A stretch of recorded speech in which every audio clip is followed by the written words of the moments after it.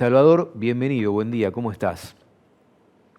¿Qué tal? ¿Cómo le va? Buen día, gracias por la invitación. No, gracias por compartir este momento con nosotros. Primero, una mirada sobre lo que estás viendo en torno a la política económica de la administración Milei. Bueno, la verdad que fue un giro de más de 180 grados, si se quiere, en términos económicos, comparado contra lo que era la gestión anterior, es decir, una gestión anterior con mucho déficit, con mucha emisión, consecuentemente con mucha inflación y demás cuestiones macroeconómicas que, si bien en términos individuales a muchos les generaba fuertes beneficios, en términos generales, esto nos desencadenaba en grandes problemas y en grandes deterioros macroeconómicos. Es decir, en los años anteriores, por ejemplo, el sector agro pudo obtener rentabilidad adicional a través de los dólares soja, las tasas de devaluación bastante altas, incluso la devaluación que luego licuó pasivos.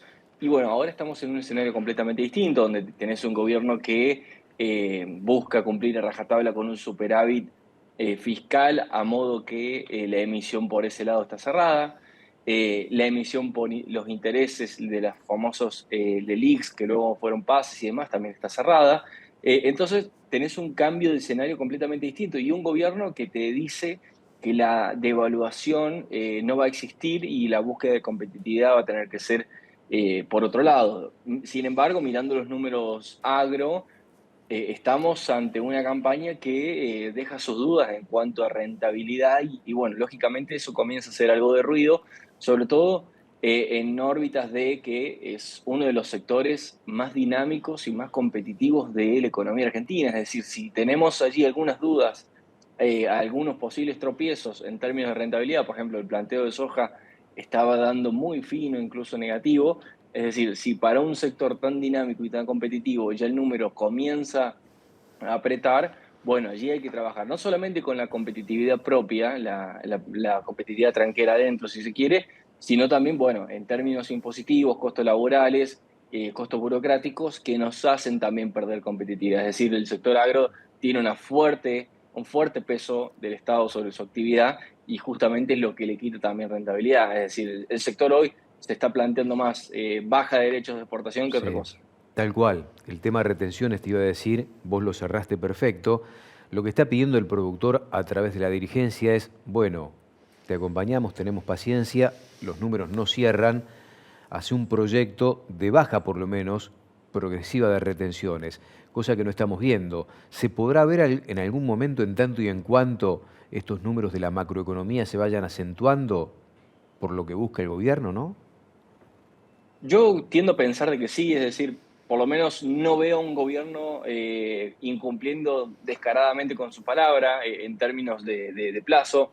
Sí era difícil pensar, y bueno, incluso el año pasado aquellos que me consultaban cómo veía la situación de baja de derecho de exportación para este año, la verdad que era difícil porque estaba muy endeble. En la medida que la actividad comience a repuntar, que la recaudación también comience a repuntar y que ya tengas cierta holgura en el resultado fiscal, podés llegar a flexibilizar en cuestiones. Y me parece clave lo que planteás de que incluso el sector es benévolo en el sentido de no quiere una baja, una reducción total ahora, por lo menos Ujú. entiende de que no es tan fácil. Es decir, el sector incluso pretende más una hoja de ruta, una guía, un sentido de dirección hacia dónde vamos en esos términos, más que una reducción total. Yo lo que planteaba hace un tiempo es, bueno, ir viendo una reducción de, por ejemplo, maíz y trigo, que en términos de derechos de exportación, maíz y trigo apenas representan un 20-25% de los derechos de exportación totales.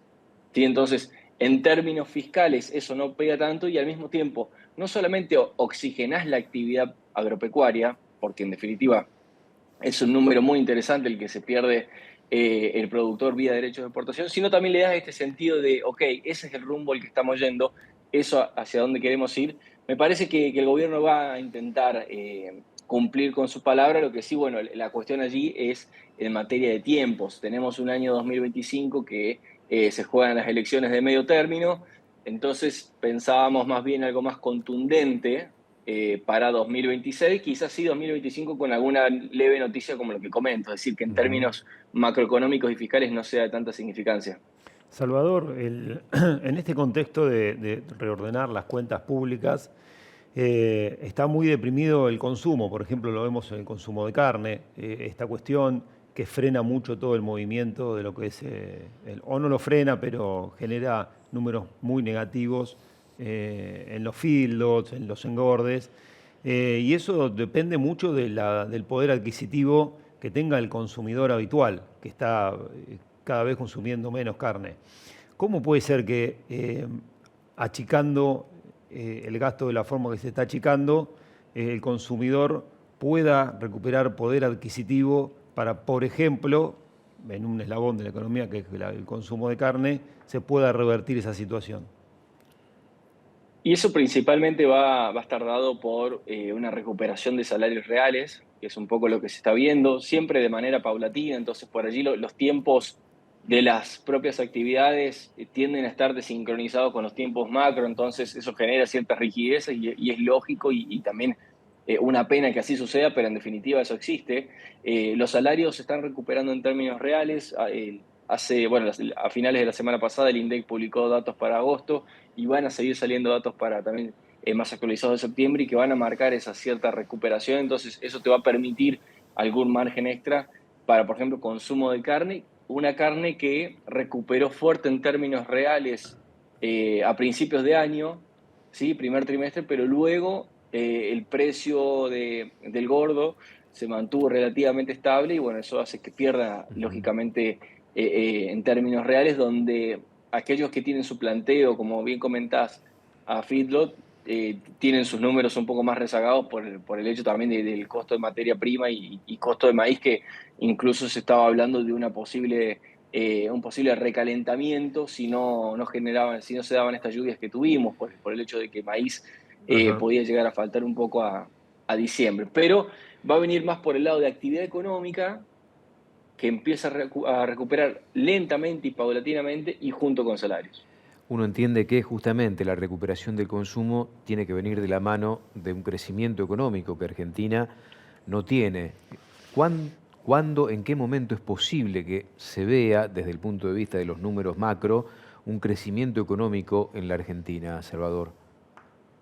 No, crecimiento, para hablar estrictamente de crecimiento, nos tenemos que ir a pensar hacia 2026, porque en definitiva 2025 los números que se están hablando, que si bien muestran Argentina va a crecer 5%, pero en definitiva lo que estás viendo ahí es el rebote o la recuperación de lo que perdiste en 2024, ¿ok? Claro. Entonces eso estrictamente crecimiento como tal no es, sino que estás acoplándote a niveles previos.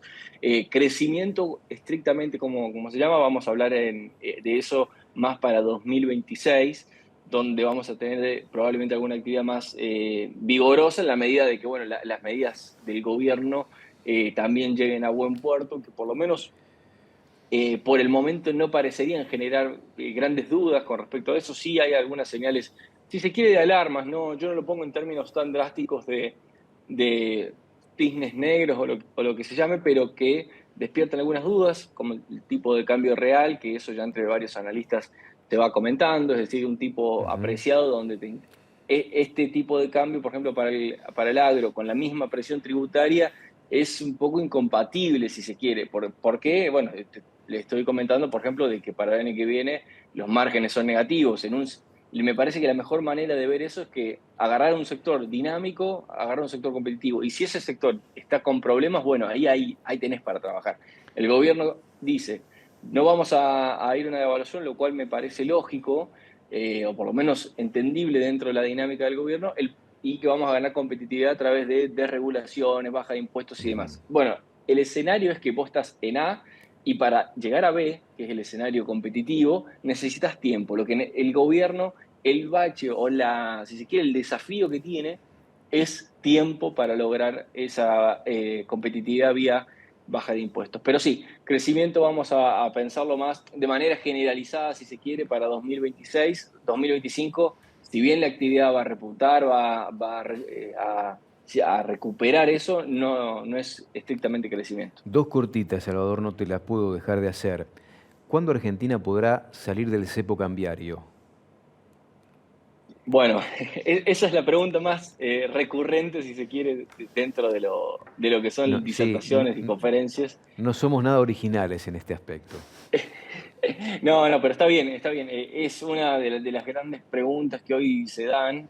A mí me gusta una frase que dice de Kovadlov, que madura aquel que tiene problemas nuevos y hace desde marzo que tenemos el mismo problema, es decir, Mm. ¿cuándo salimos del cepo? La verdad que vemos a un gobierno, si se quiere, bastante tranquilo con la situación actual, con el status quo. Yo priorizo los beneficios de salir por sobre los costos de quedarte.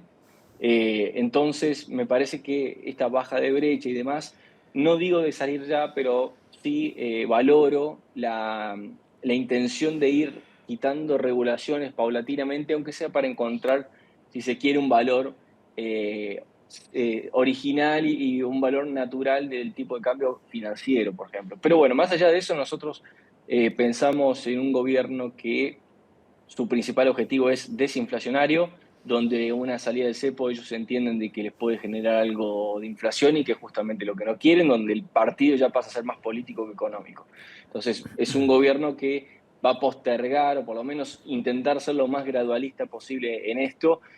Nosotros intentamos pensar un escenario para principios de 2025 donde ya tengas relativamente armada la cuestión de la salida y que dejar o por lo menos postergar esa salida para post-legislativas puede generar algún incentivo adicional perverso, si se quiere, si el gobierno no logra buenos resultados legislativos. Es decir, ¿cómo saco del cepo cuando luego tenés una cachetada política en 2025? Suponiendo que la tenés, pero no con la dinámica política que tiene Argentina, siendo que hoy te aman, mañana te odian, no nos gusta supeditar una decisión tan importante como esa al ritmo político. Salvador, recién decías que estaba un poco atrasado el tipo de cambio y que el gobierno va a tratar de devolver rentabilidad a los diferentes sectores sacando impuestos. Para el campo, digamos, la única salida, y te llevo al tema de retención de vuelta, es ir a la baja de retenciones. Si no, el año que viene se fundan los productores. Y esa es una, en definitiva, obvio, ¿sí? También se pueden bajar otros impuestos, ¿ok? Pero es como si se quiere la meta más sencilla y más práctica y más palpable para el propio productor.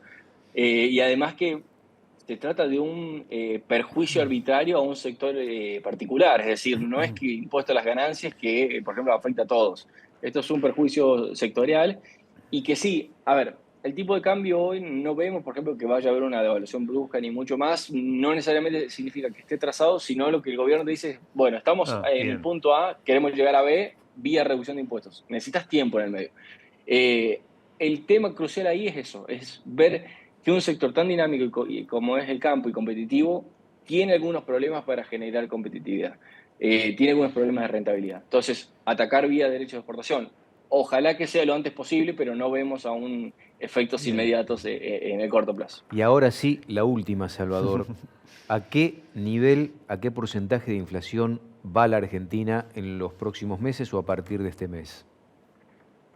Nosotros vemos una desaceleración marcada, digo desaceleración marcada en el sentido estricto de que cada mes te va dando algo menor, ¿sí? No es lo mismo deflación que desinflación. Desinflación es esto, que cada vez los precios suben a un menor ritmo. Eh, para lo que es octubre, las mediciones nos estaban dando entre 2,8 y 3,2 según el segmento. Me parece que rondando el 3% va a andar la dinámica de precios. Creemos que la desinflación va a seguir, es decir, cada mes nos vamos a ir acercando al ritmo de devaluación, si se quiere, porque los bienes aún tienen para bajar y que llegaríamos a diciembre con una inflación punta a punta en torno al 135% interanual, ¿sí? Llegando allá a diciembre con una inflación relativamente baja, pero bueno, nos queda algo crucial por desarmar, que es el cepo aún. Valoramos mucho tu participación en esta mañana de Mercado Visión. Salvador, abrazo a la distancia. Muchas gracias. Gracias a ustedes, un fuerte abrazo, que anden muy bien. Salvador Vitelli, linda charla hemos tenido con Salvador. tratando temas que atraviesan al sector y a todos los argentinos. Todo apunta a las retenciones, Silvia.